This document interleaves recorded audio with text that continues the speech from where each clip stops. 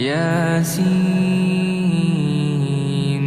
والقرآن الحكيم إنك لمن المرسلين على صراط مستقيم تنزيل العزيز الرحيم لتنذر قوما ما